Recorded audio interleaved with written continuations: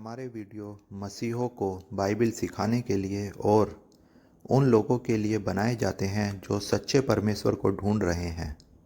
किसी अन्य धर्म की आलोचना करना या उसके अनुयायियों का अपमान करना हमारा उद्देश्य बिल्कुल नहीं है, लेकिन कई क्षेत्रों में बाइबिल की शिक्षाएं अन्य धर्मों के साथ मेल नहीं खाती।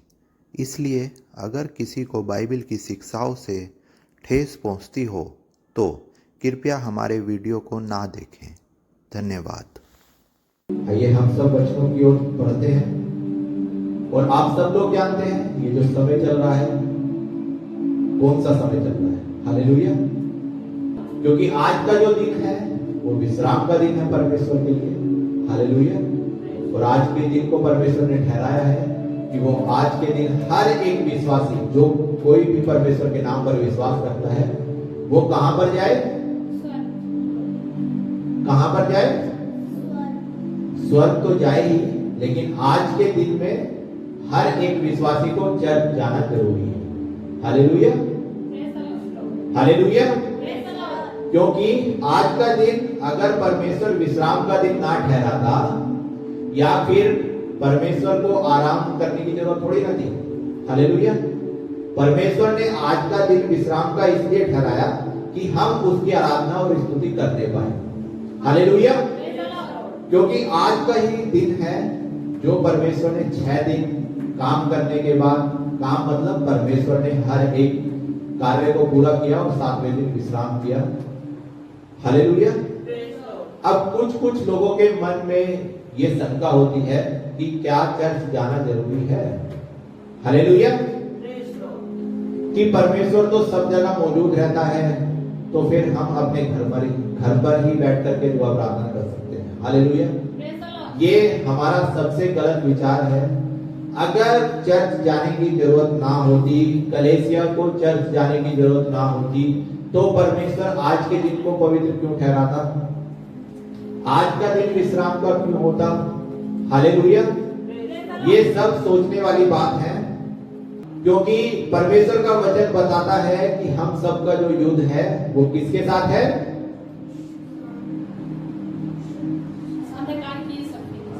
हालेलुया। कॉन्फिडेंस में रहो। जो भी पूछा जाए, जो भी बोला जाए, उसको तुरंत से जवाब दो।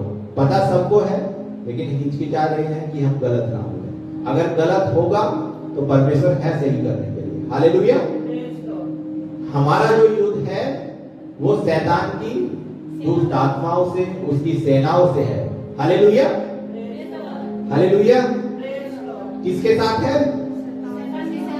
हालेलुया, शैतान की सेनाओं के साथ। तो परमेश्वर ने कहा है कि अगर तुम्हारा युद्ध आत्मिक है, सेनाओं के साथ है, तो हमें आत्मिक होना चाहिए।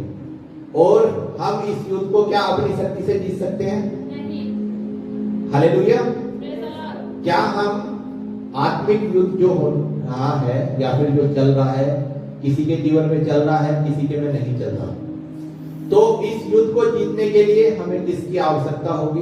क्या हम अपनी सहायता से, अपनी शक्तियों से आत्मिक युद्ध जीत सकते हैं? नहीं। हालेलुया। तो आज हम उन्हीं बातों को सीखेंगे, क्योंकि युद्ध के बारे में तो सब लोगों को पता है कि आत्मिक युद्ध है, क्योंकि इस पृथ्वी पर सब जानते हैं शैतान का राज है। चलो सब नहीं जानते होंगे, लेकिन जो बाइबल पढ़ते हैं वो जरूर जानते होंगे कि इस पृथ्वी पर शैतान का राज है। हालेलुया। अब अगर तुम्हें इस पृथ्वी से कहीं और जाना है या फिर उस राजा के विरोध में कुछ करना है, तो आप लोगों को उसके लिए तैयारी तो करनी पड़ेगी रे बाबा। हालेलुया। अब तैयारी कैसी होनी चाहिए? तैयारी होनी चाहिए आत्मिक। हालेलुया। क्योंकि आत्मिक युद्ध आत्मिक रीति से ही जीता जाएगा। हालेलुया। जब अब ये सोचने वाली बात है, जब शैतान का राज्य इस पृथ्वी पर है और आप उस राजा के विरुद्ध में लड़ाई करोगे, तो फिर क्या होगा? ये सोचने वाली बात है।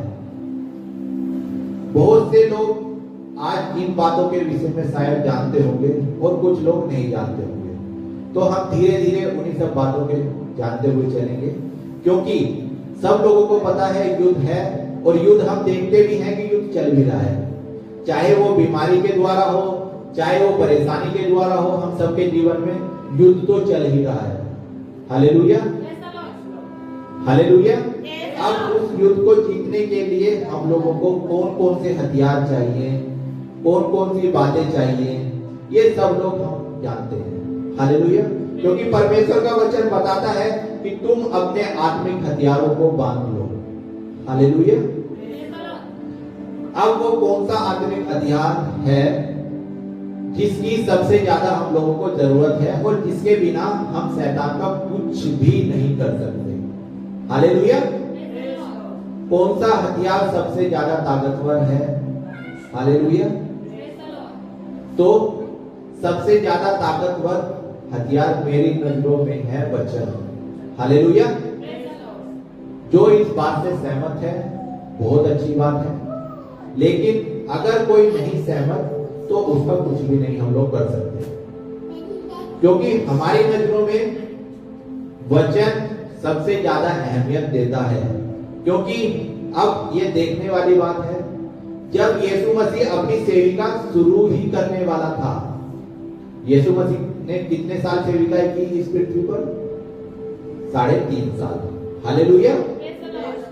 तो उन 3.5 साल की जब वो शुरुआत करने वाला था, तो जब यीशु मसीह 40 दिन के फास्ट लग रहा था, ये समय चल रहा है जिसको लेंटेज बोलते हैं, ये 40 दिन वही है जिस दिन यीशु मसीह 40 दिन निर्जल निराहार रहा था। हालेलुया। कुछ लोग ऐसा करते हैं, कुछ लोग इस समय में फास्टिंग में भी होंगे।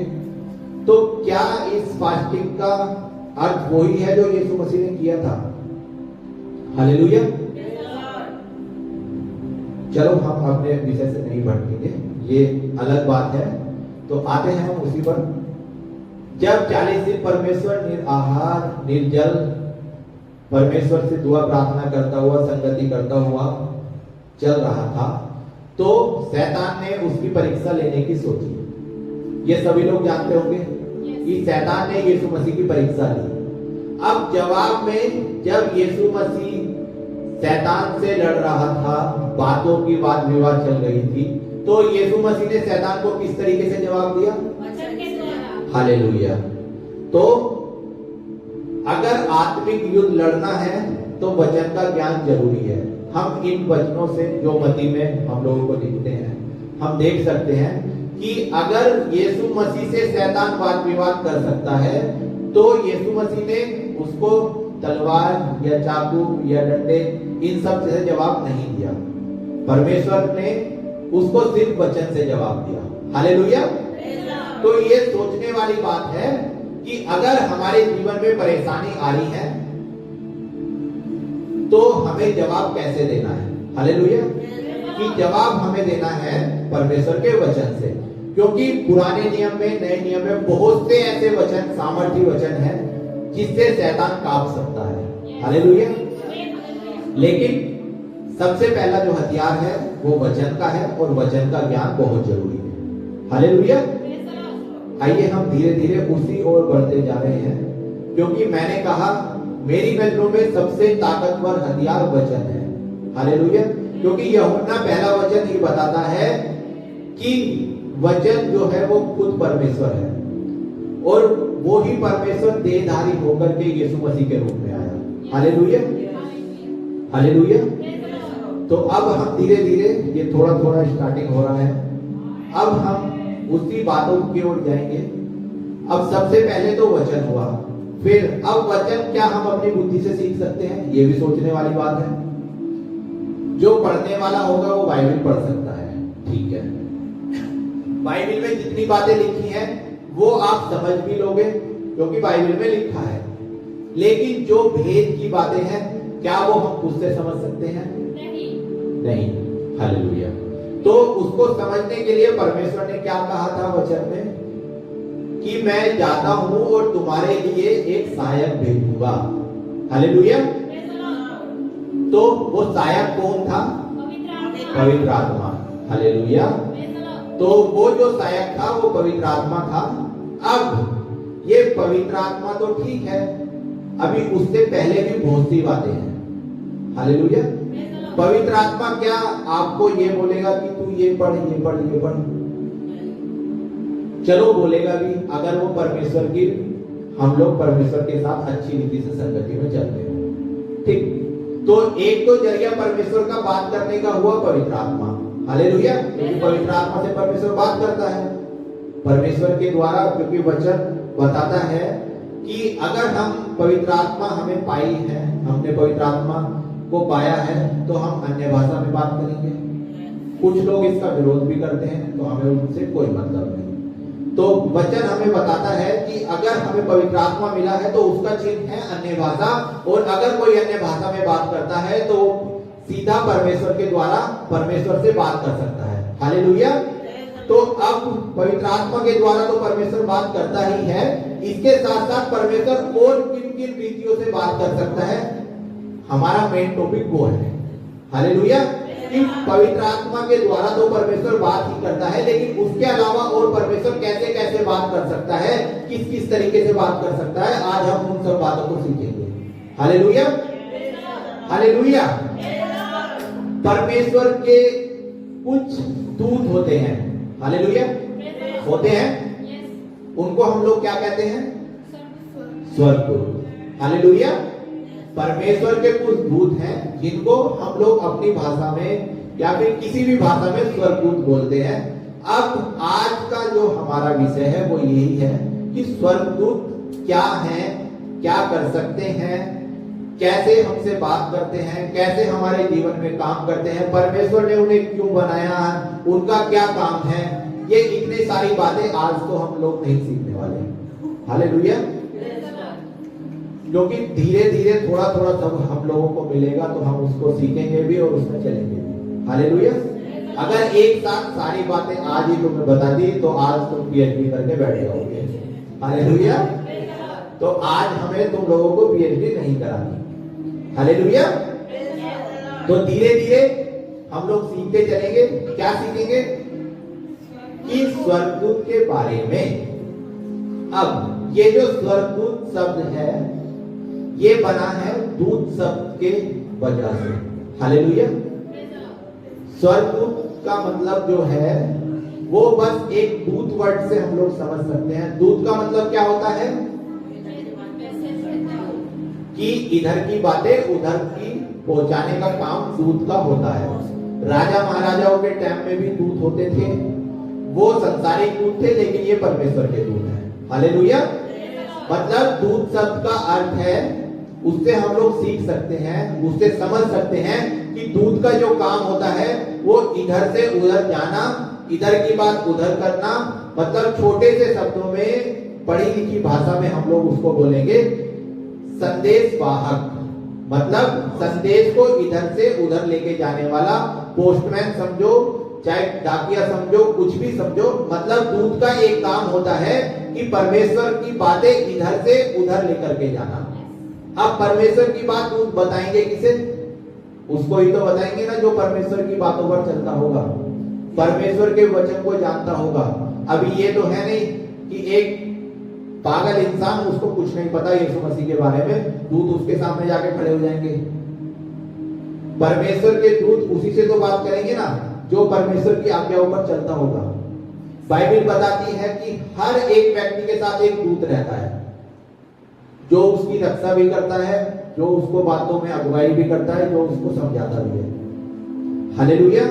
लेकिन ये जो बात है ये सिर्फ उस इंसान के लिए है जो मसीह को मानने वाला है।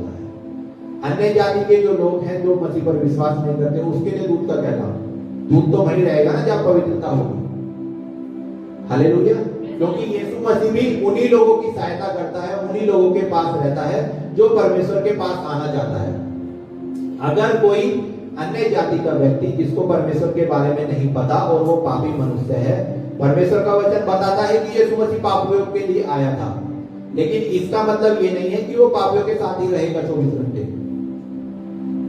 हालेलुया।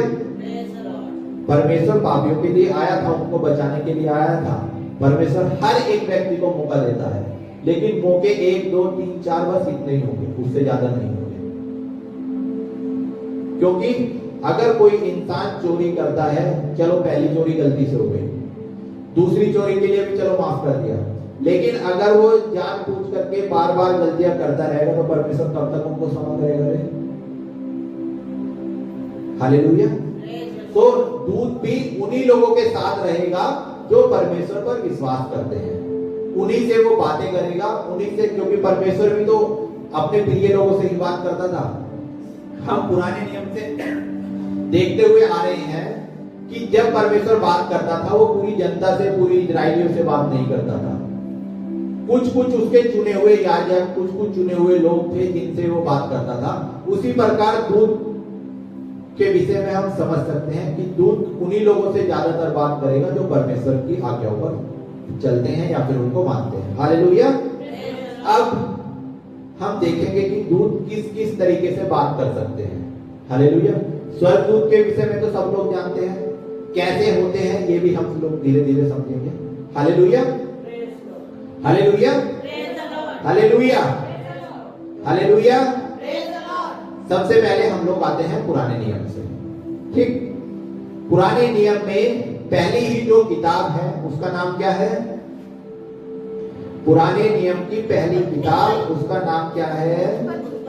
उत्पत्ति, जिसको हम लोग जेनेसिस भी बोलते हैं। हम उसी की किताब से देखते हुए चलेंगे धीरे धीरे आगे बढ़ते हुए। तो उत्पत्ति का 16 अध्याय हम लोग निकालेंगे और उसका 7 वचन से 12 वचन मैं आप लोगों के लिए पढ़ता हूं। ध्यान पूर्वक सुनना कि इस वचन में परमेश्वर क्या कह रहा है। हालेलुया। तब यहोवा के दूत ने उसको जंगल में सूर के मार्ग पर जल के एक सोते के पास पाकर कहा, हे सारे की दासी हाजिरा, तू कहां से आती और कहां को जाती है? उसने कहा, मैं अपनी स्वामिनी सारे के सामने से भाग आई हूं। यहोवा के दूत ने उससे कहा, अपनी स्वामिनी के पास लौट जा और उसके वश में रह। और यहोवा के दूत ने उससे यह भी कहा, मैं तेरे वंश को बहुत बढ़ाऊंगा, यहां तक कि बहुतायत के कारण उसकी गणना ना हो सकेगी। और यहोवा के दूत ने उससे कहा, देख तू गर्भवती है और पुत्र जनेगी, तू उसका नाम इस्माइल रखना, क्योंकि यहोवा ने तेरा दुख का जो हाल है वो सुन लिया है। हालेलुया। दूत ने किससे कहा? हाजिरा से कहा। हाजिरा जो थी वो एक दासी थी सारे की। सारे कौन थी? अब्राहम की पत्नी। हालेलुया। तो हाजिरा, जब थोड़ी सी कहानी हम सुन लेते हैं इसके बारे में।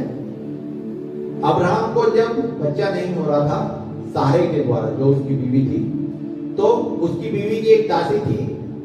जब सारे परेशान हो गई, उसकी उम्र हो गई, तो उसको लगने लगा कि अब मैं मां नहीं बन सकती, तो हमारा वंश कैसे चलेगा। तो वो एक इधर उधर की बातें उसके दिमाग में आई होगी। तो उसने अपनी दासी हजीरा को अब्राहम के पास भेजा कि जा, तू उसकी पत्नी होकर के है और उसके साथ सो। तो ऐसा हुआ, आगे हम धीरे धीरे पढ़ेंगे। तो ये सब होने के बाद वो गर्भवती हुई। जब वो गर्भवती हो गई तो उसने, जो दासी थी, उसने अपनी मालकिन, मतलब स्वामिनी यहां पे लिखा है, उसको इज्जत देना बंद कर दिया।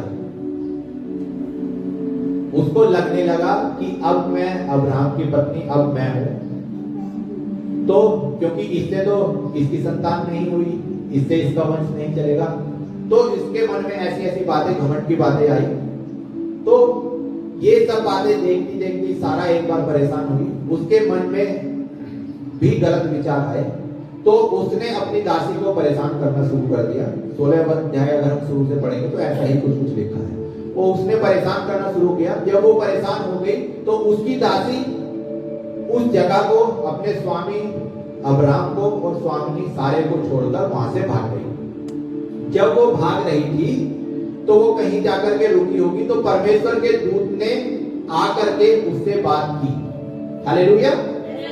7 जो वचन है उसमें ये लिखा है कि परमेश्वर के दूत ने आकर के उससे बात की। मतलब परमेश्वर के दूत हैं जो होते हैं वो हमसे आकर के भी बात कर सकते हैं। हालेलुया। तो परमेश्वर के दूत का क्या काम हुआ कि वो हमसे आकर के हमसे मिल करके भी बात करते हैं। हालेलुया। अब वो बात किसकी थी? परमेश्वर की। ये योजना जो थी कि उसको बेटा होगा, वो गर्भवती होगी, ये सब परमेश्वर की योजना थी। अब जब उसको समझ में नहीं आ रही थी, मतलब उसकी दासी को हाजिरा को समझ नहीं आ रही थी, तो उसको समझाने के लिए परमेश्वर ने अपने दूत को उसके पास भेजा कि जांच करके ये सब बातें तू हाजिरा को बता कि ऐसे ऐसे तेरे साथ होगा, तू गर्भवती होगी, तू घबरा मत, मैं तेरा ख्याल रखूंगा, तेरे वंश को बताऊंगा। ये सब बातें इस 16 अध्याय में लिखी हुई हैं। तो हमारी जो बात थी, हमारा जो आज का जो वचन था, आज का जो टाइटल था वो ये था कि स्वर्गदूत क्या है। तो स्वर्गदूत कैसे हम लोगों से बात कर सकते हैं? एक तो हमने इस वचन में देखा कैसे बात कर सकते हैं कि स्वर्गदूत हमसे आकर के हमारे सामने खड़े होकर के, जैसे हम आपस में अब बात करते हैं, इस तरीके से भी आकर के बात कर सकते हैं। Hallelujah, hallelujah. पहला पॉइंट, स्वर्गदूत हमसे मिलकर बात कर सकते हैं आमने सामने। हालेलुया। चलो ये तो पहला वचन है, पहली किताब थी, तो इससे आगे भी हम लोग पढ़ेंगे तो उसमें भी देख लेते हैं। इसके बाद हम लोग इसी सेम तरीके को, सेम इंसिडेंट्स को, जैसा परमेश्वर का दूत यहाँ पर आकर के हाजिरा से बात कर रहा था, उसी तरीके से हम आगे भी देखेंगे कि क्या इसके बाद भी ऐसी ऐसी घटनाएं हुई हैं। हालेलुया। तो अगली जो किताब है वो हम निकालेंगे गिनती, उसका 22 अध्याय।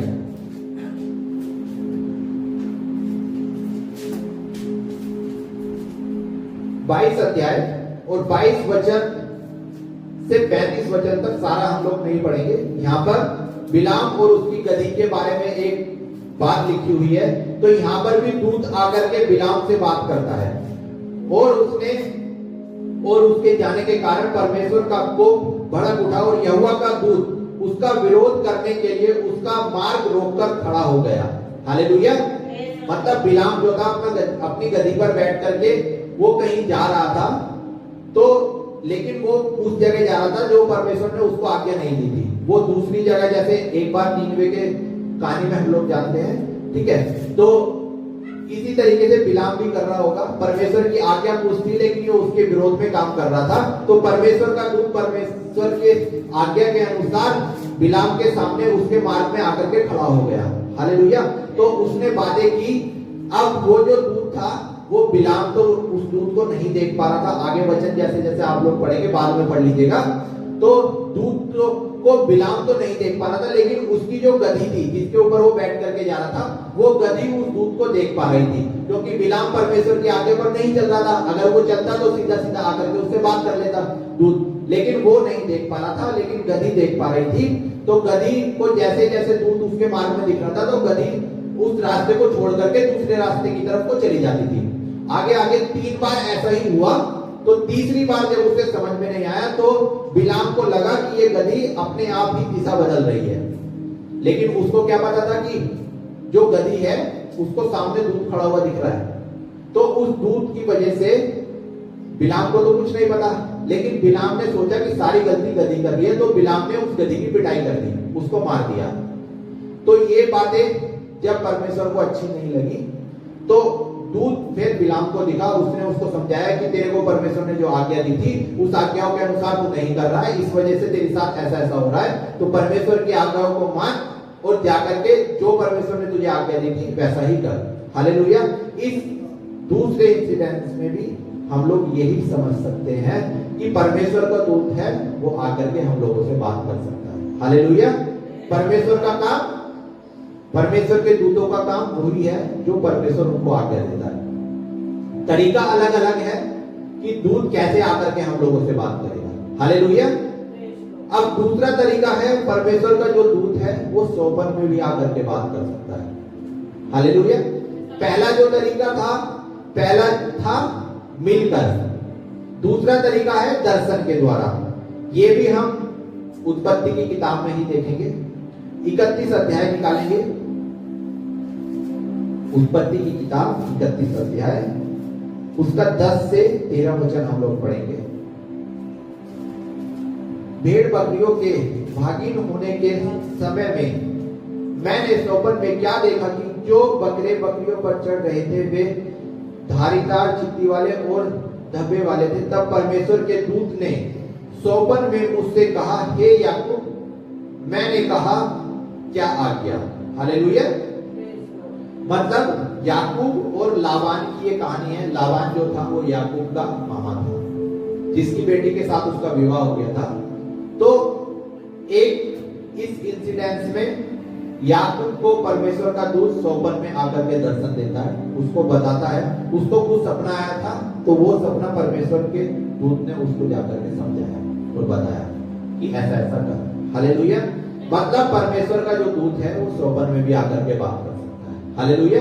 अब ये तो हुई पुराने नियम की बात। एक बार हम नए नियम में भी देख लें कि क्या नए नियम में भी ऐसा हुआ था, क्योंकि जो कुछ बातें ऐसी हैं जो पुराने नियम में नहीं हुई, नए नियम में हुई। लेकिन कुछ बातें ऐसी हैं जो पुराने नियम में हुई लेकिन नए नियम में नहीं हुई। तो उसी को देखने के लिए हम लोग निकालेंगे मत्ती की किताब, उसका पहला अध्याय, मत्ती की किताब पहला अध्याय 19 से लेकर के 21 वचन हम लोग पढ़ेंगे।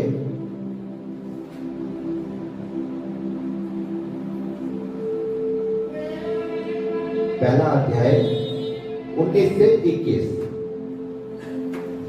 अतः उसके पति यूसुफ ने, जो धर्मी था और उसे बदनाम करना नहीं चाहता था, उसे चुपके से त्याग देने का विचार किया। हालेलुया। ये मरियम के यूसुफ की कहानी है, यीशु के जन्म का दृष्टांत है। तो आगे लिखा है, जब वह इन बातों को सोच ही रहा था तो प्रभु का दूत उसे स्वप्न में दिखाई देकर कहने लगा, हे यूसुफ, दाऊद की संतान, तू अपनी पत्नी मरियम को अपने यहाँ ले जाने से मत डर, क्योंकि जो उसके गर्भ में है वह पवित्र आत्मा की ओर से है। हालेलुया। हालेलुया। जब यूसुफ गलती करने वाला था तो परमेश्वर के दूत ने उसकी आंखों को आके खोला, उसको स्वप्न में आके दर्शन दिया और परमेश्वर की योजनाओं को उसके बारे में बताया। हालेलुया। मतलब अगर दूत ना होते तो क्या परमेश्वर उससे थोड़ी ना आकर के बात कर सकता था। स्वर्गदूतों का भी हमारे जीवन में बहुत इंपॉर्टेंट रोल है। हालेलुया। क्योंकि पुराने नियम में परमेश्वर का वचन बताता है कि परमेश्वर का तेज इतना है कि उसको तो कोई देख ही नहीं सकता, तो उसको बात करने के लिए दूतों का सहारा लेना पड़ा। हालेलुया। हालेलुया। अब इसके बाद आता है परमेश्वर दर्शन के द्वारा भी बात करता है। हालेलुया। जो हम लोग दर्शन देखते हैं, हम लोग स्वप्न देखते हैं, उनके द्वारा भी दूत हम लोगों से बात करते हैं। बातें वो होती हैं जो परमेश्वर की होती हैं। हालेलुया। हालेलुया। दूत जो है वो ही बात बताएंगे जो परमेश्वर चाहता है। अपनी इच्छा के अनुसार या फिर अपनी समझ से दूत कुछ भी नहीं बोलते, क्योंकि दूत का मतलब ही है कि संदेश को इधर से उधर लेकर के जाना। अब संदेश, परमेश्वर का संदेश वो यहां से स्वर्ग से लेकर के हम विश्वासियों के पास इस पृथ्वी पर आते हैं और वो हमें बताते हैं। तो एक जो तीसरा जो रास्ता है, तीसरा जो तरीका है वो है दर्शन का। हालेलुया। अब इसको हम देखेंगे जकरिया की पुस्तक। हालेलुया। जकरिया की पुस्तक पहला अध्याय। पुराना नियम जहां खत्म हो रहा है उससे थोड़ी सी ही पहले है। हाँ, पहला अध्याय 7 वचन।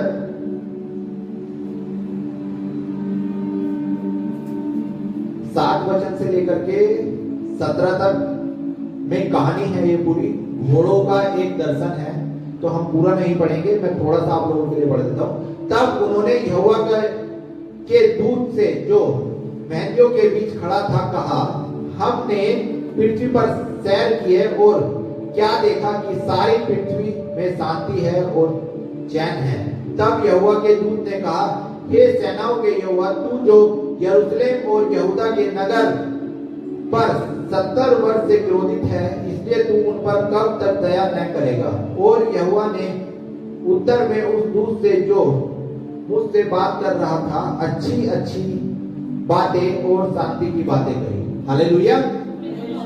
यहोवा का दूत किससे बात कर रहा था? जकरिया के सपनों में आकर। हालेलुया।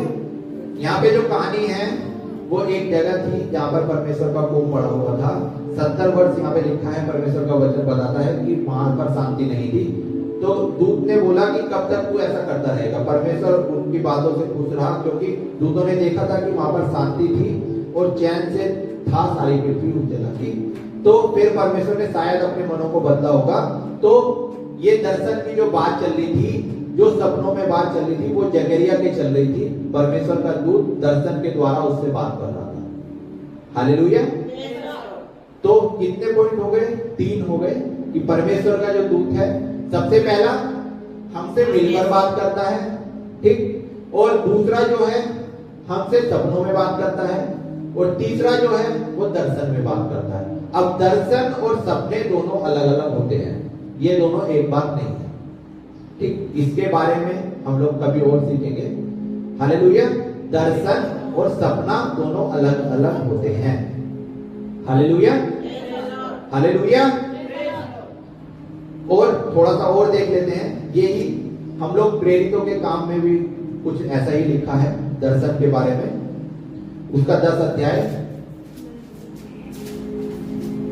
प्रेरितों के काम 10 अध्याय 3 से 23 वचन के बीच में ये सब बातें हैं। हालेलुया। हालेलुया। प्रेरितों के काम 10 अध्याय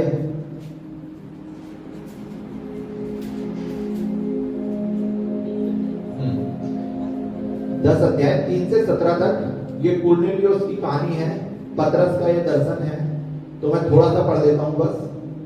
जब पतरस अपने मन में दुविधा में था, 17 वचन है।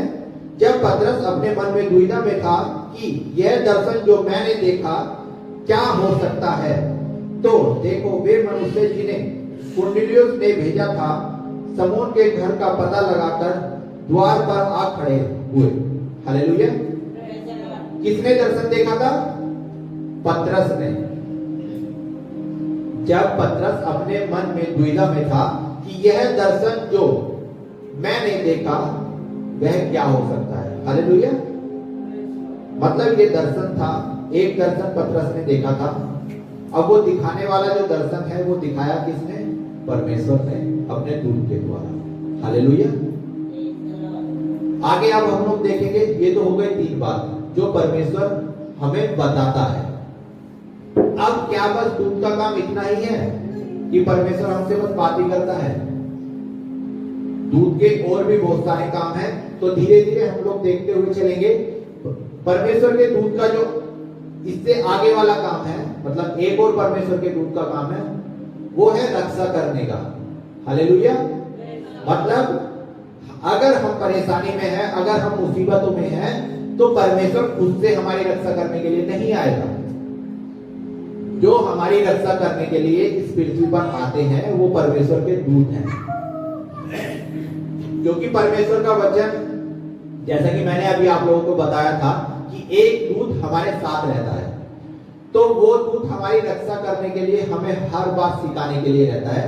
तो परमेश्वर के दूतों का ही काम है हमारी रक्षा करने का, हमें मुसीबतों से बचाने का, हमें बीमारियों से लड़ने के में सामर्थ देने का। हर एक काम परमेश्वर खुद से नहीं करता, उसके दूतों के द्वारा ही करवाता है। परमेश्वर कब तक आएगा किसकी सुनने के लिए? हालेलुया। जो स्वर्ग में जो दूत हैं वो ऐसे ही नहीं है कि वो आराधना नहीं करते रहते हैं। सबके अलग अलग काम बटे हुए हैं। कोई आराधना करने वाला है, कोई संदेश देने वाला है, कोई रक्षा करने वाला है, कोई कुछ करने वाला है, कोई कुछ बातें बताने वाला है। तो सब दूतों के अलग अलग काम है। क्या एक इंसान बहुत सारे काम कर सकता है?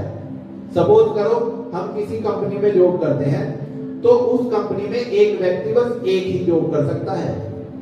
तो उसी प्रकार स्वर्ग में जो लोग हैं, जो स्वर्गदूत हैं, वो बस उनका सब दूतों का एक एक काम है कि हाँ उनको ये करना है, उनको ये करना है, उनको ये करना है। तो उसी प्रकार कुछ स्वर्गदूत ऐसे भी हैं जो हमारी रक्षा के लिए परमेश्वर भेजता है। हालेलुया। हम लोग देखेंगे निर्गमन की पुस्तक उसका 14 अध्याय और 19 में ये वही कहानी है जब इजरायली मिस्र से गुलामी से छूट करके अपने उस प्रतिज्ञा के देश में प्रवेश कर रहे थे, तो परमेश्वर ने अपने दूतों को उनकी रक्षा के लिए भेजा हुआ था, क्योंकि मूसा खुद से तो उनको अपने सामर्थ के द्वारा तो वहां तक नहीं लेके जा सकता था। तो वही यहाँ पर इंसिडेंस है कि परमेश्वर के जो दूत हैं वो हमेशा मूसा और उनके प्रजा के साथ थे उनकी रक्षा करने के लिए। हालेलुया। निर्गमन की पुस्तक 14 अध्याय उसका 19 वचन हम लोग देखेंगे। तब परमेश्वर का दूत जो इजराइल सेना के आगे आगे चला करता था जाकर उनके पीछे हो गया और बादल का खंभा उनके आगे से हटकर उनके पीछे जा ठहरा। हालेलुया। ये वही कहानी है जब लाल समुद्र को पार किया जा रहा था, तो परमेश्वर का जो दूत पहले उनके आगे आगे चलता था आग का खंभा के रूप में, तो वो ही आग का खंभा यहाँ पर वचन में हम लोगों ने पढ़ा कि पहले जो आगे आगे चलता था वो बाद में पीछे हो गया। हालेलुया। तो ये जो आग का खंभा था सबको पता है कौन था?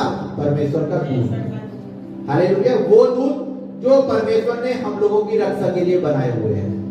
हालेलुया। परमेश्वर के दूत जो हैं वो ही हम लोगों की रक्षा के लिए आएंगे। अब ये नहीं है कि अगर हमें अपनी रक्षा करानी है तो हम उस दूत से ही बात करने लगे। हालेलुया। दूत हमारी बात नहीं सुनने वाले, दूत जो भी बात सुनेंगे वो परमेश्वर की बात सुनेंगे। मतलब अगर हमारे जीवन में कुछ भी परेशानी है, कुछ भी समस्या है, अगर हमें परेशानियों से बचना है तो प्रार्थना और दुआ हमें परमेश्वर से ही करनी पड़ेगी। हालेलुया। लेकिन हम परमेश्वर को याद दिला सकते हैं, परमेश्वर को बोल सकते हैं कि परमेश्वर आज हम इस परेशानी में हैं, आज हम इस समस्या में, इसको बचाने के लिए, इस परेशानी से हमें निकालने के लिए तू अपने उस दूत को भेज जो तूने हमारी रक्षा के लिए बनाए हुए हैं। हालेलुया। आगे इसी किताब में हम लोग देखेंगे 23 अध्याय उसका 23 वचन, जल्दी जल्दी हम लोग पढ़ें। इसी रीति मेरा दूत तेरे आगे आगे चलकर तुझे अमोरियो, हित्तियों, परिज्जियों, कनानी, हिब्बी और यबूसी लोगों के यहाँ पहुंचाएगा और मैं उनका सत्यानाश कर डालूंगा। हालेलुया। परमेश्वर का दूत क्या कर देगा? अभी ये जितने भी मैंने जातियों के नाम लिए उन सबका सत्यानाश कर देगा। हालेलुया। मतलब हमारे तरफ से परमेश्वर का दूत इन लोगों से लड़ेगा। हालेलुया। अगर हमारे जीवन में कोई भी मुसीबत है, कोई भी समस्याएं हैं, तो परमेश्वर के दूत ही हैं जो हमारे विरोध में शैतान की सेना से काम करते हैं। हालेलुया। जो हमारा जो पक्ष है, हमारा अगर पक्ष परमेश्वर का है तो शैतान का जो पक्ष है उसके विरोध में काम करेंगे। हालेलुया। क्योंकि शैतान क्या चाहता है कि हम परमेश्वर की बातों पर ना चलें, परमेश्वर की बातों को ना माने, हमारे जीवन में समस्या आए, तो उन्हीं समस्याओं से निपटने के लिए परमेश्वर के कुछ दूत हैं जो हमारी रक्षा करते हैं। हालेलुया। हालेलुया। परमेश्वर के दूत वही हैं जो हमारे तरफ से उस शैतान का विरोध करेंगे। हालेलुया। ये कुछ रक्षा करने वाले दूत हैं। हालेलुया।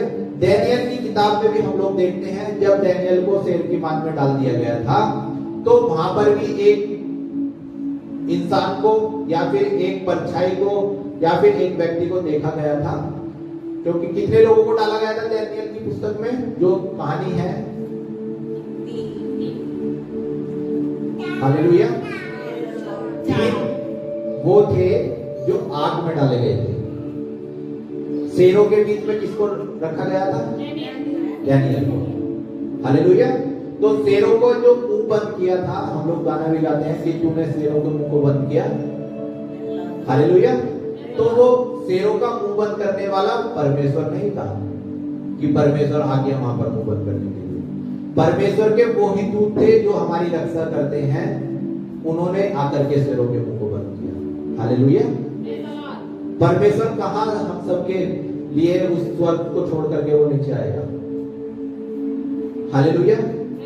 ये छोटी छोटी बातें सोचने की हैं। परमेश्वर को ही अगर काम करना होता तो परमेश्वर को अपने बेटे को भेजने की क्या जरूरत थी? परमेश्वर खुद ऊपर से काम कर देता। हालेलुया। तो परमेश्वर के इतने सारे स्वर्गदूत उसने बना करके रखे हैं, वो परमेश्वर के लिए हम सबके जीवनों में काम करते हैं। हालेलुया। परमेश्वर को खुद से आने की जरूरत नहीं है, क्योंकि उसने इतने सामर्थ्य स्वर्गदूत बना करके रखे हैं कि वो ही शैतान से लड़ने के लिए काबिल है। हालेलुया। हालेलुया। अब कितने पॉइंट हो गए? 4। पहला, परमेश्वर का दूत हमसे मिलता है। दूसरा, परमेश्वर का दूत सपनों के में बात करता है। तीसरा, परमेश्वर दर्शन के द्वारा बात करता है अपने दूतों के जरिए। और नंबर 4, परमेश्वर के दूत हमारी रक्षा करते हैं। हालेलुया। हालेलुया। हालेलुया। अब बात आती है, क्या इतना ही काम है? अब ये तो सारी हमारी अच्छी अच्छी बातें थी कि परमेश्वर के दूत की अच्छी अच्छी बातें जो हम लोगों को बहुत अच्छी लगी होगी सुनने में। हालेलुया। कि परमेश्वर क्या अच्छाई वाले ही काम करेगा? अगर हम बदतमीजी करेंगे, परमेश्वर के विरुद्ध जाएंगे, परमेश्वर के वचनों के अगेंस्ट जाएंगे, तो क्या परमेश्वर हर बातों में अपने दूतों से हमारे जीवन में अच्छी ही काम कराएगा?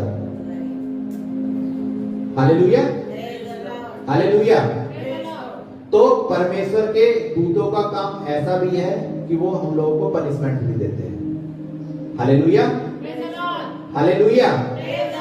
तो एक छोटी सी बात, क्योंकि डरने वाली बात हम लोग ज्यादा नहीं सीखेंगे, बस आज अच्छी अच्छी बातें ही देखते हैं जो हमारे जीवन में काम आने वाली है। जो हमारे जीवन को परेशान करने वाली बातें हैं वो हम कभी और देखेंगे। तो एक पुस्तक हम लोग निकालेंगे, दूसरा शमूएल, उसका 24 अध्याय, दूसरा शमूएल 24 अध्याय, उसका 11 वचन।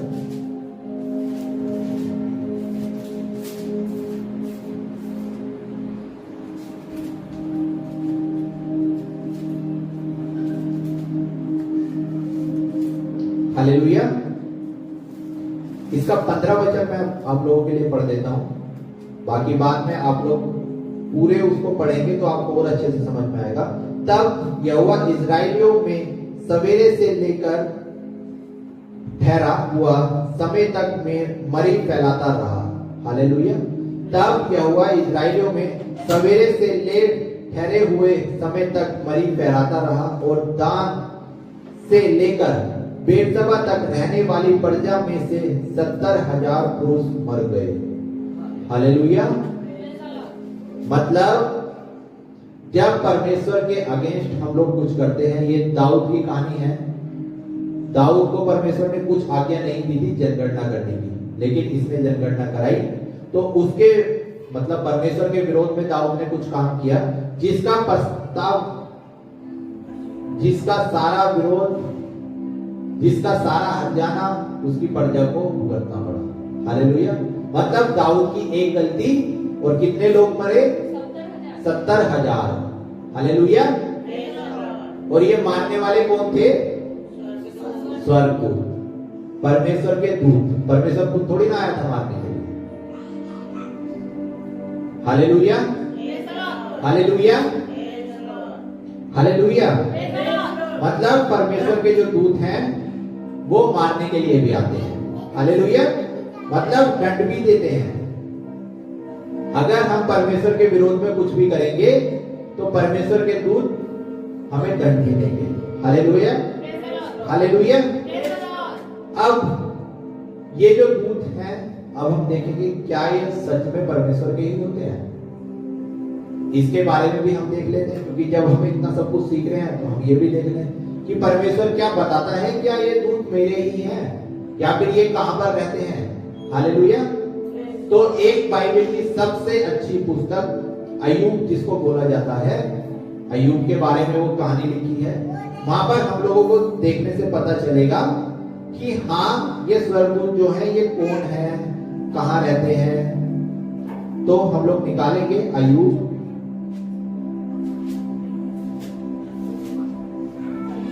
हालेलुया। अय्यूब की पुस्तक पहला ही अध्याय है, उसके पहला अध्याय और 6 वचन को कोई भी पढ़ दे अगर किसी को मिल गया तो। एक दिन यहोवा परमेश्वर के पुत्र उसके सामने उपस्थित हुए और उनके बीच शैतान भी आया। एक बार फिर से पढ़ देंगे। एक दिन यहोवा परमेश्वर के पुत्र उसके सामने उपस्थित हुए और उनके बीच शैतान भी आया। Hallelujah, hallelujah. क्या लिखा है वचन में? एक दिन यहोवा परमेश्वर के पुत्र उसके सामने उपस्थित हुए और उनके बीच शैतान भी आया। Hallelujah, hallelujah. कौन आया? शैतान। अब यहां पर स्वर्गदूत तो नहीं लिखा है कहीं पे? तो ये जो परमेश्वर के पुत्र हैं, ये वो ही स्वर्गदूत हैं जो परमेश्वर ने बनाए थे। मतलब परमेश्वर ने अपने स्वर्गदूतों को भी अपने पुत्र होने का दर्जा दिया हुआ है। Hallelujah, hallelujah. तो ये जो स्वर्गदूत हैं, ये जब परमेश्वर की मीटिंग चल रही होगी या फिर परमेश्वर इनसे बात करने चाह रहा होगा, तो परमेश्वर कहां पर रहता है? स्वर्ग। हालेलुया। तो जब ये परमेश्वर स्वर्ग में रहता है, तो ये जो बातें चल रही होंगी ये स्वर्ग की होंगी। एक दिन यहोवा परमेश्वर के पुत्र उसके सामने उपस्थित हुए। किसके सामने? परमेश्वर के सामने उपस्थित हुए यहोवा परमेश्वर के पुत्र।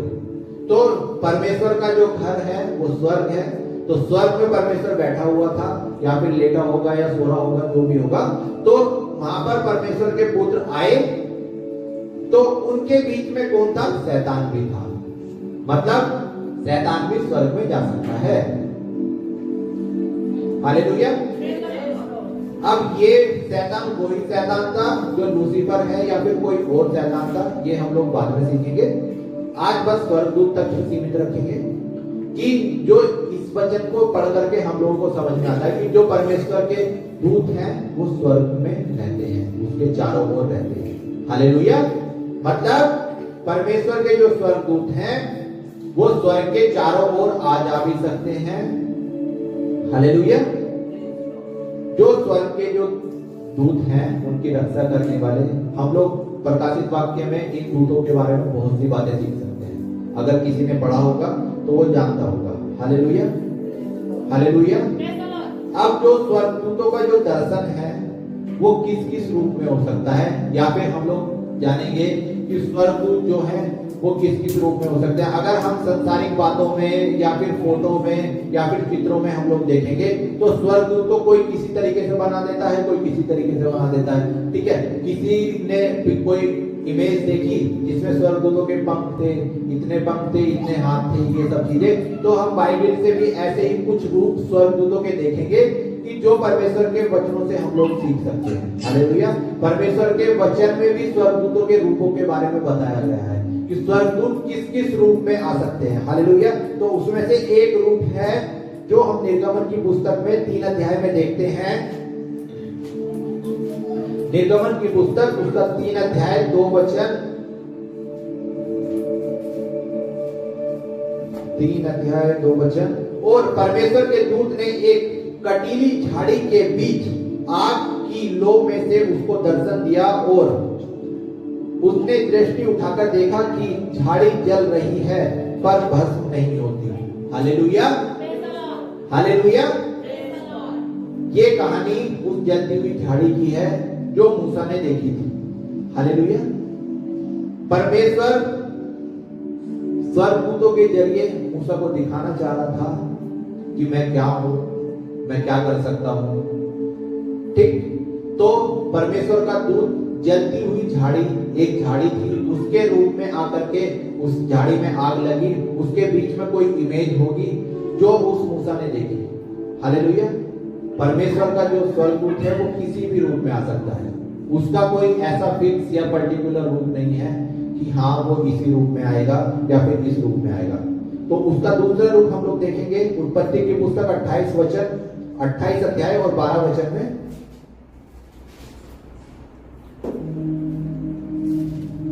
तब उसने स्वप्न में क्या देखा कि एक सीढ़ी पृथ्वी पर खड़ी है और उसका सिरा स्वर्ग तक पहुंचा है और परमेश्वर के दूत उस पर से चढ़ते उतरते हैं। Hallelujah, hallelujah. ये याकूब के सपने की कहानी है कि उसने स्वप्न में देखा कि एक सीढ़ी है जो पृथ्वी से लेकर के स्वर्ग तक लगी हुई है और उस पर परमेश्वर के स्वर्गदूत चढ़ते और उतरते हैं। हालेलुया। जो चढ़ते और उतरते हैं क्या मतलब है कि परमेश्वर के जो स्वर्गदूत हैं उनके हाथ पैर भी होंगे। हालेलुया। तो परमेश्वर के जो स्वर्गदूत हैं उनके कोई भी उनका रूप हो सकता है, कोई एक ऐसा रूप नहीं है कि वो ऐसा ही है कि हम लोगों ने इमेज में देख लिया कि हाँ स्वर्गदूत एक ही तरीके का ऐसा है, उसके इतने पंख हैं, ये सब चीजें। ऐसा कोई पर्टिकुलर फिक्स इमेज स्वर्गदूत के बारे में कोई भी बात नहीं बताती, बाइबल भी नहीं बताती। अगर एक ही रूप होता तो हर जगह उसके रूप बाइबल अलग अलग करके नहीं बताती। हालेलुया। पहले वाले में हमने क्या देखा कि वो जलती हुई झाड़ी के रूप में आ गया और यहाँ पर याकूब ने स्वप्न में देखा कि दूत जो है वो सीढ़ी से उतरते और चढ़ते हुए उसको दिख रहे हैं। हालेलुया। और तीसरा हम देखेंगे होशे की पुस्तक 12 अध्याय और 4 वचन। होशे की पुस्तक 12 अध्याय और 4 वचन निकाल लिया हो तो पढ़ ले। वो दूत से लड़ा और जीत भी गया, वो रोया और उससे गिड़गिड़ाकर विनती की। Hallelujah, hallelujah. Praise the Lord. ये यहाँ पर कौन सी कहानी है? क्या किसी को कुछ समझ में आ रहा है? वह दूत से लड़ा और जीत भी गया, वह रोया और उससे गिड़गिड़ाकर विनती की। हालेलुया। उत्पत्ति की पुस्तक में 25 अध्याय जब लोग पढ़ो, अगर जाकर के कोई पढ़ना चाहे तो पढ़ सकता है, वहां पर एक मलयुद्ध के बारे में बताया गया है। हालेलुया। कि वहां पर एक मलयुद्ध हुआ था, किसके और किसके बीच में हुआ था? क्या किसी को कुछ याद आ रहा है? याकूब और दूत के साथ। Hallelujah, praise the Lord. Hallelujah. Praise the Lord. एक बार हम लोग देख लेते हैं 25 अध्याय, उत्पत्ति 25 अध्याय।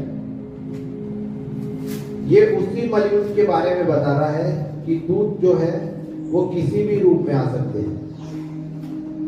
याकूब का मलयुद्ध हुआ था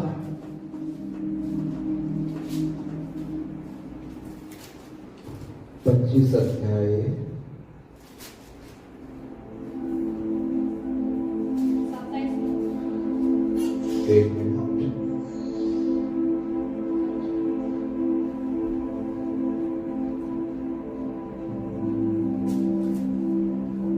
हालेलुया।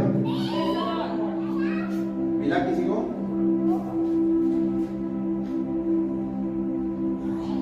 छब्बीस वचन एक बार पढ़ेंगे।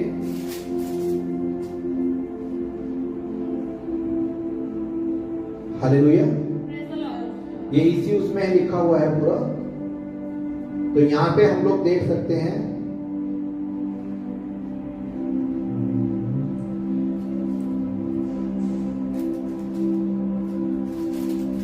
32 अध्याय निकालेंगे। उत्पत्ति 32 अध्याय।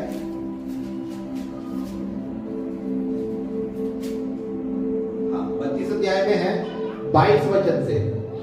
उत्पत्ति 32 अध्याय और उसका 22 वचन से याकूब का मलयुद्ध। हालेलुया। इसको जब आप लोग पढ़ेंगे तो इसमें पूरी कहानी आप लोगों को समझ में आएगी। इसमें कुछ ऐसा भी लिखा है कि परमेश्वर के दूत के साथ, परमेश्वर के पुत्र के साथ मलयुद्ध हुआ और उसने, जब वो मलयुद्ध हो रहा था, किस लिए हो रहा था? याकूब उस दूत से बोल रहा था कि मुझे आशीर्वाद देकर के जा। Hallelujah, hallelujah. परमेश्वर के जो दूत हैं वो किसी भी वेश में, किसी भी रूप में हम लोगों के भी सामने आ सकते हैं। हालेलुया। लेकिन वो कभी भी अपनी मर्जी से नहीं आएंगे। वो जब आएंगे या तो हम उनको बुलाएं, या फिर हम परमेश्वर से मांगे, या फिर हम किसी मुसीबत में हैं, या फिर परमेश्वर को अगर हमारे जीवन से कोई भी योजना को पूरा करना है तो परमेश्वर अपने दूतों का सहारा लेता है। हालेलुया। स्वर्गदूत का रोल बहुत ही इंपॉर्टेंट है। लेकिन अब ये स्वर्गदूत, मैंने जैसे कि आपको पहले बताया, क्या ये स्वर्गदूत हर किसी के जीवन में काम करेंगे? नहीं। क्योंकि स्वर्गदूत उसी के जीवन में काम करेंगे जो परमेश्वर के समीप रहता होगा, परमेश्वर के भय में चलता होगा। हालेलुया। अब आज हमने जो सीखा वो ये था कि स्वर्गदूत क्या क्या कर सकते हैं। हालेलुया। अब आप लोगों के दिमाग में थोड़ी थोड़ी बातें आ रही होंगी कि परमेश्वर के स्वर्गदूत तो बहुत सारे हैं। हाँ, परमेश्वर के स्वर्गदूत बहुत सारे हैं, तो सबके बारे में तो हम लोग नहीं सीख सकते, लेकिन आने वाले समय में जो परमेश्वर के कुछ स्वर्गदूत थे जिनको प्रधान दूत भी कहा जाता है, कौन कौन है परमेश्वर के जो स्वर्गदूत थे? हालेलुया। पहला जिब्राइल, दूसरा मिकाएल और तीसरा वही जिसके बारे में सब लोग जानते हैं और सब लोग उसका नाम लेते हैं। हालेलुया। क्योंकि कोई सा दिन में एक समय तो ऐसा आता होगा कि शैतान ने मेरे जीवन में ये कर दिया, मेरे जीवन में उसने ये कर दिया, तो तीसरे वाले को तो सब लोग जानते हैं। हालेलुया। तो आने वाले समय में ये जो परमेश्वर के और जो दूत हैं, अभी थोड़ी सी बात है कि परमेश्वर का जो जिब्राइल स्वर्गदूत था, हम लोग आने वाले समय में सीखेंगे कि इसका क्या काम था, ये कौन था। मिकाएल जो था वो कौन था। अब लूसीफर कौन था? लूसीफर क्या सब लोगों को पता है कि लूसीफर शैतान है, वही है जो स्वर्ग से गिराया गया था। परमेश्वर ने थोड़ी थोड़ी बातें इस बाइबल में उसके बारे में भी लिखी हैं, लेकिन उससे अलग भी कुछ बातें हैं जो लूसीफर के बारे में है। लूसीफर को क्यों गिराया गया, ये सब बातें परमेश्वर ने वचनों में लिखी है। हालेलुया। तो अभी जहां से हमने शुरू करा था, हमारा शुरू की बातें थी कि अगर हमारा युद्ध आत्मिक है, उस शैतान की सेनाओं से है, तो हमें आत्मिक रीति से ही वो युद्ध जीतना पड़ेगा। हम संसारिक रीति से या फिर अपने सामर्थ्य से उस युद्ध को नहीं जीत सकते, क्योंकि बिना सामर्थ्य के परमेश्वर के द्वारा हम लोग किसी भी काम को नहीं कर सकते। क्योंकि छोटी छोटी कहावत है कि बिना उसकी मर्जी के तो पत्ता भी नहीं हिल सकता। अगर उसकी मर्जी के बिना पत्ता नहीं हिल सकता, तो क्या हम उस शैतान को जो स्वर्ग से गिराया गया था, परमेश्वर का ही एक दूत था, क्या उससे लड़ सकते हैं? नहीं। हालेलुया। तो इसी शैतान से लड़ने के लिए हम लोगों को कौन कौन सी चीजों की जरूरत है, कौन कौन सी बातें हमें चाहिए, ये सब बातें बहुत जरूरी हैं। क्योंकि शैतान अगर हम लोगों के साथ में सीधा सीधा विरोध या फिर सीधा सीधा युद्ध करने आ गया, तो हम परमेश्वर के बिना कुछ भी नहीं कर सकते। हालेलुया। क्योंकि वचन बताता है कि शैतान तुम्हें उस सिंह की नाई फाड़ खाने के लिए खड़ा है।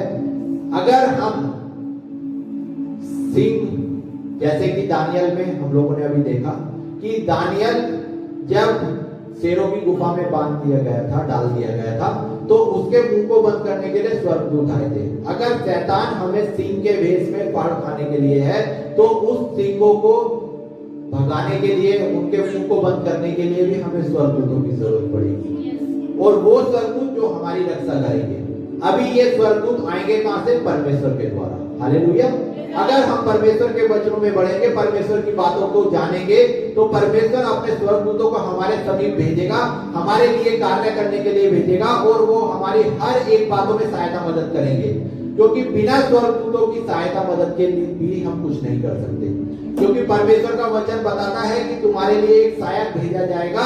अब वो सहायक पवित्र आत्मा तो है ही है, अब लेकिन उस पवित्र आत्मा के रूप में वो बहुत से स्वर्गदूत भी हैं जो हमारे साथ में चलते हैं। जब हम रास्ते में जाते हैं तो उस स्वर्गदूत हमारे आगे पीछे चलते हैं, चारों दिशाओं में हमारी रक्षा करते हैं। हालेलुया। ये सब बातें हमें वचन में मिल सकती हैं। अगर हम वचन को नहीं जानेंगे तो हमें ना तो अपने अधिकारों के बारे में पता चलेगा कि हम लोग क्या क्या कर सकते हैं। अगर हमें अपने अधिकारों को जानना है तो वचन का हथियार हम लोगों के लिए सबसे जरूरी है। हालेलुया। क्योंकि मैंने सबसे पहले यही कहा था कि मेरी नजरों में परमेश्वर का वचन सबसे ज्यादा मायने है। प्रार्थना दुआ अलग चीज, परमेश्वर का सामने उसका उपवास रखना वो अलग चीज, लेकिन अगर वचन ही हम लोगों को नहीं पता तो हम कुछ भी नहीं कर सकते। हालेलुया।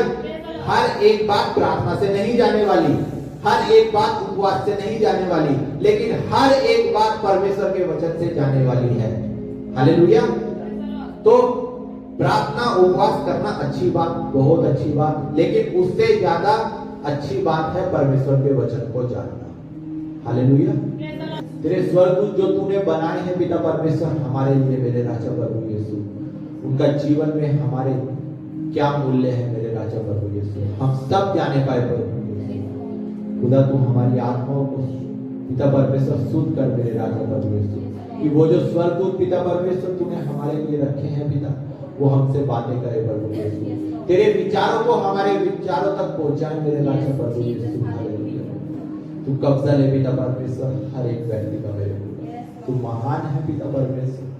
तेरा वचन पिता परमेश्वर तूने बोलने में मदद की मेरे राजा प्रभु यीशु, मैं तेरा धन्यवाद करता हूँ मेरे राजा प्रभु यीशु। खुदा आने वाले समय में जितने भी लोग पिता परमेश्वर तेरे वचन को सुनेंगे मेरे राजा प्रभु यीशु, तू हर एक से बात करना पिता परमेश्वर, हर एक को पिता परमेश्वर तेरे वचन की इंपोर्टेंस को बताना मेरे राजा प्रभु यीशु, कि वचन कितना महत्वपूर्ण है मेरे प्रभु यीशु, वचन को जानना कितना जरूरी है मेरे राजा प्रभु यीशु। तेरे लोग पिता परमेश्वर तेरी बातों को समझे मेरे राजा प्रभु यीशु। हम धन्यवाद देते हैं मेरे खुदा हर एक बातों के लिए मेरे पिता परमेश्वर। खुदा तूने हम सबको संभाले रखा, हम सबको पिता परमेश्वर तेरे वचन को जानने के लिए मदद की मेरे राजा प्रभु यीशु, तेरा धन्यवाद करते हैं मेरे खुदा। आगे का पूरा समय प्रभु यीशु हम तेरे हाथों में सौंपते हैं पिता परमेश्वर, हर एक सुनने वाला पिता परमेश्वर तेरे वचन के द्वारा आशीषित होने पाए प्रभु यीशु। धन्यवाद हो पिता परमेश्वर हर एक बातों के लिए पिता परमेश्वर। धन्यवाद के साथ प्रार्थना प्रभु यीशु मसीह के नाम से ही मांगते हैं, सुन और ग्रहण कर। आमीन आमीन आमीन।